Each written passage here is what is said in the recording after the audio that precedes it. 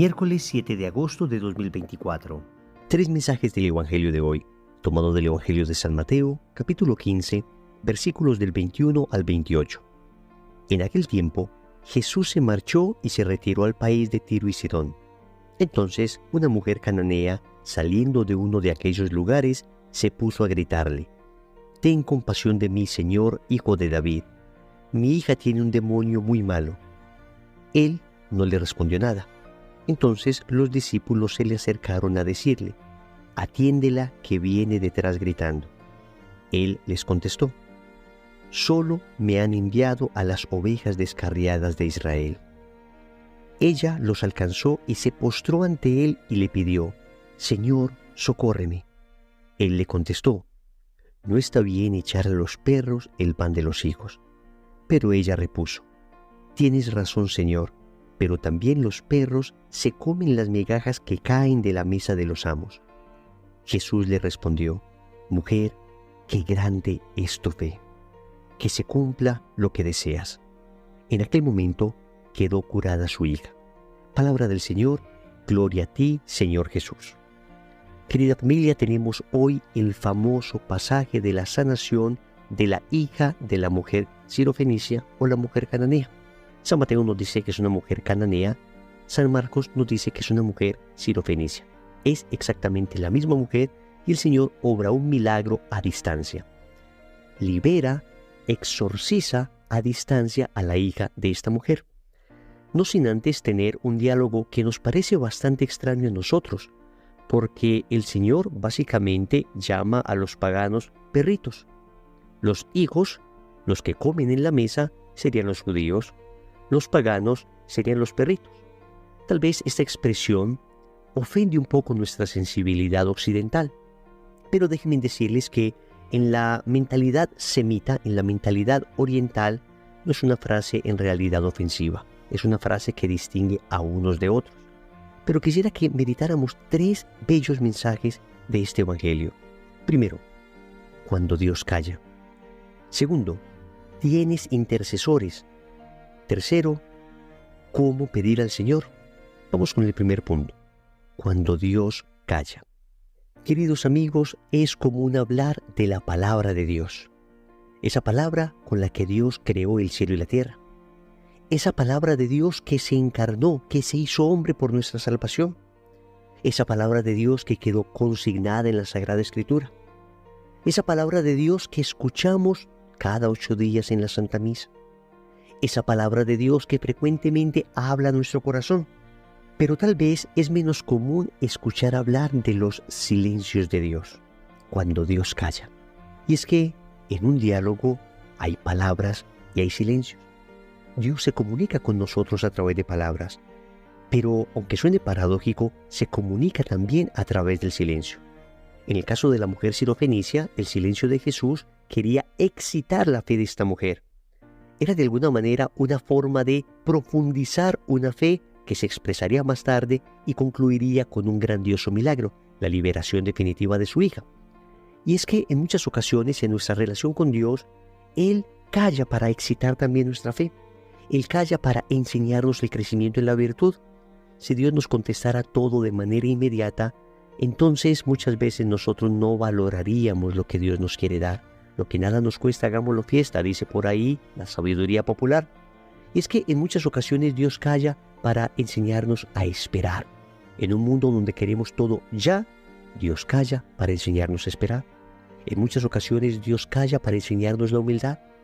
Tal vez somos jefes, tal vez estamos acostumbrados a que todo el mundo nos obedezca al instante, pero a veces Dios calla. Y Dios calla para enseñarnos que Él tiene el control, que Él es el que pone la última palabra, que Él es el que decide los tiempos propicios, los tiempos indicados.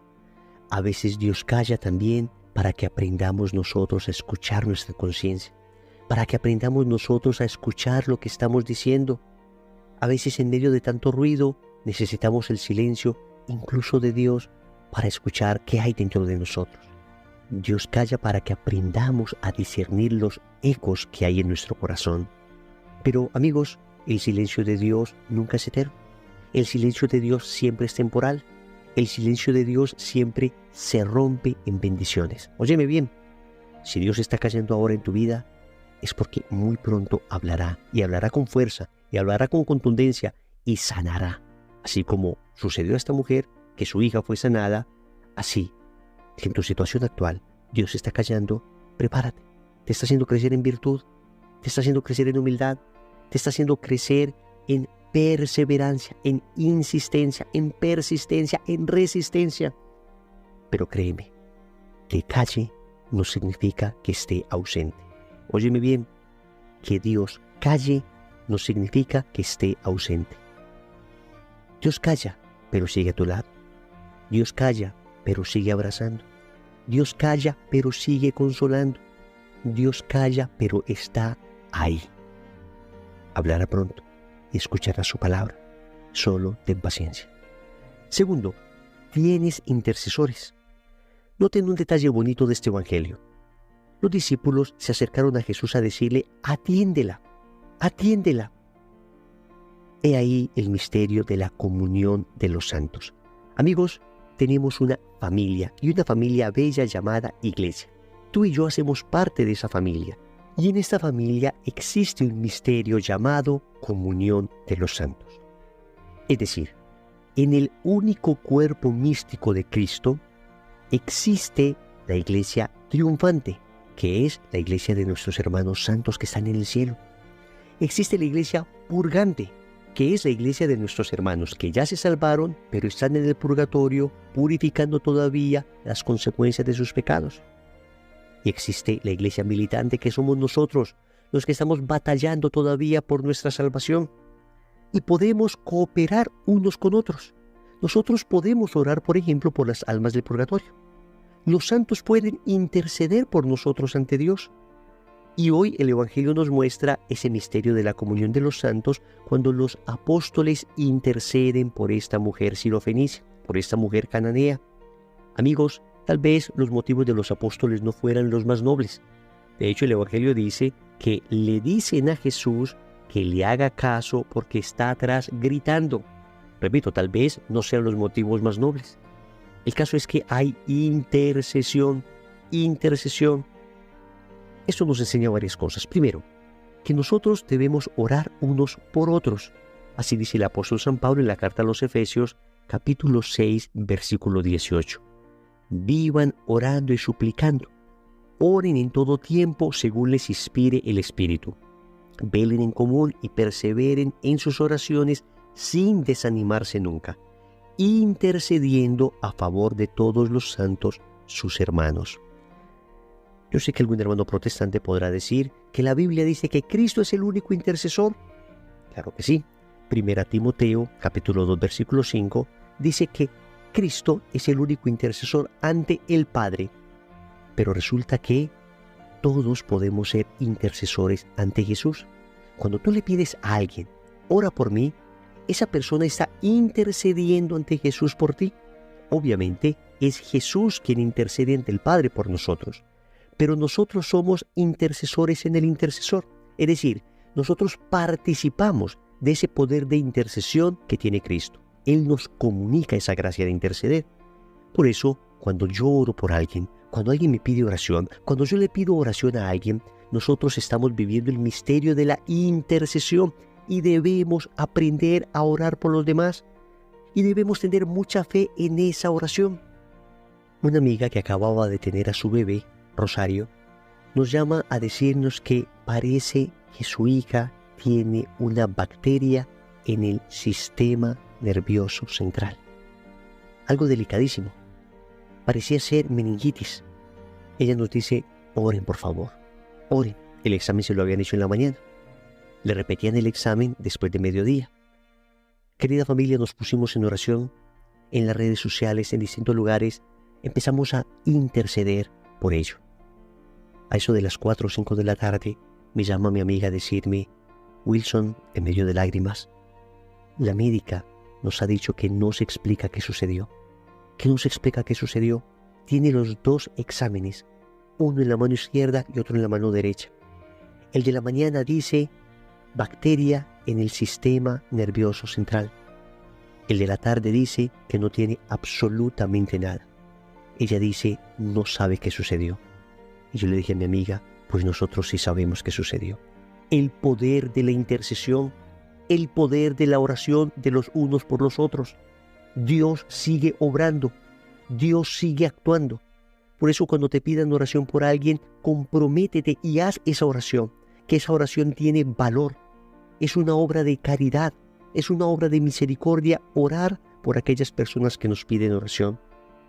Tal vez no logre recordar cada nombre, pero siempre que alguien te pida oración, inmediatamente eleva una plegaria, aunque sea sencilla, por esa persona. Y créeme, es una obra de caridad y Dios escucha, y Dios escucha. Pero es que además tenemos a los santos del cielo que interceden por nosotros también. Y debemos creer en esta vida sobrenatural. En el libro del Apocalipsis, en el capítulo 8, versículo 3, dice lo siguiente: Otro ángel vino y se paró delante del altar de los perfumes con un incensario de oro. Se le dieron muchos perfumes, las oraciones de todos los santos que iba a ofrecer en el altar de oro colocado delante del trono. Hasta aquí el libro del Apocalipsis.